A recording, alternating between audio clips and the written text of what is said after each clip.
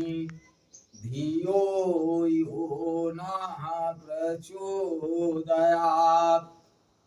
हे परमात्मा, हम सबको सद्बुद्धि दें, उज्जवल भविष्य के मार्ग पर आगे बढ़ें। परम पूजनीय गोस्वामी तुलसीदास द्वारा रचित श्री रामचरितमानस महाकाव्य का ये 17वां भाग, 17वां भाग आप लोगों के समक्ष प्रस्तुत कर रहा हूं। आप लोग इसका श्रवण कीजिए। कामदेव ने अपनी सारी ऊर्जा लगा दी भगवान शिव की तपस्या भंग करने में, उनकी समाधि भंग करने के लिए, लेकिन वो कामयाब नहीं हुआ। तब वो क्रोधित होके अन्य उपाय करने लगा।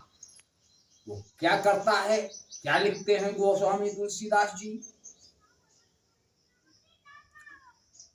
सकल कला करी कोटि विधि हारऊ सेन समेत, चली ना चल समाधि शिव कोप्यो हृदय निकेत।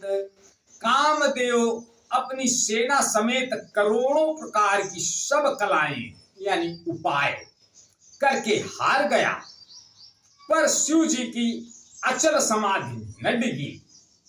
तब कामदेव क्रोधित हो उठा। देखी रसाल बिटप बरसा खाते, पर चढ़ो मदनु मन माघा।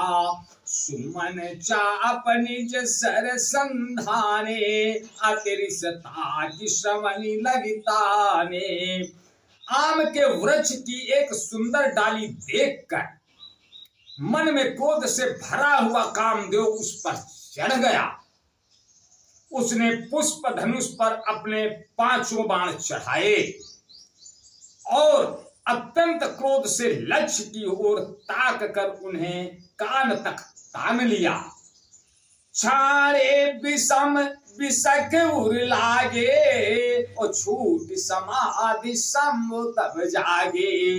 भयऊ समन क्षोभ विषेखी, और नयन उघारी सकल दिश देखी। कामदेव ने तीक्ष्ण 5 बाण छोड़े जो शिव जी के हृदय में लगे। तब उनकी समाधि टूट गई और वे जाग गए।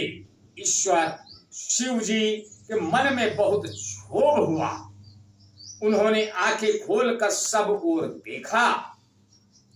सौरभ पल्लव मदन बिलोका, भयऊ को कंप्यो त्रैलोका। तब शिवती सर नयन उघारा, चितवत काम भयऊ जरिछारा। जब आम के पत्तों में छुपे हुए कामदेव को देखा तो उन्हें बड़ा क्रोध हुआ, जिससे तीनों लोक कांप उठे। तब शिव जी ने तीसरा नेत्र खोला। उनके देखते ही कामदेव जलकर भस्म हो गया। हाहाकार भयऊ जग भारी, और डर पे सुर भय असुर सुखारी। समुझी काम सुख सोचई भोगी, और भय अकंटक साधक जोगी। जगत में बड़ा हाहाकार मच गया। देवता डर गए, दैत्य सुखी हो गए। भोगी लोग काम सुख को याद करके चिंता करने लगे, और साधक योगी निष्कंटक हो गए। योगी अकंटक भये पति गति, सुनति रति मूर्छित भई। रोदति बदति बहु भांति करुणा, करति शंकर पई गई। अति प्रेम करी बिनती विविध विधि जोरी कर सम्मुख रही। प्रभु आशुतोष कृपाल शिव अबला निरखी बोले सही। योगी निष्कंटक हो गए। कामदेव की स्त्री रति अपने पति की यह दशा सुनते ही मूर्छित हो गई। रोती चिल्लाती और भांति भांति से करुणा करती हुई वह शिव जी के पास गई। अत्यंत प्रेम के साथ अनेकों प्रकार से विनती करके हाथ जोड़कर सामने खड़ी हो गई। शीघ्र प्रसन्न होने वाले कृपालु शिव जी अबला असहाय स्त्री को देखकर सुंदर उसको सांत्वना देने लगे और यह वचन बोले।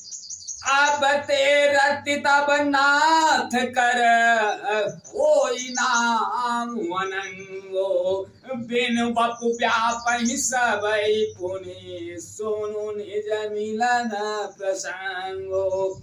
हे रति, अब से तेरे स्वामी का नाम अनंग होगा, वह बिना ही शरीर के सबको व्यापेगा। अब तू अपने पति से मिलने की बात सुन। आज बस यहीं तक, आगे का अगले भाग में। तब तक के लिए जय श्री राम। ओम।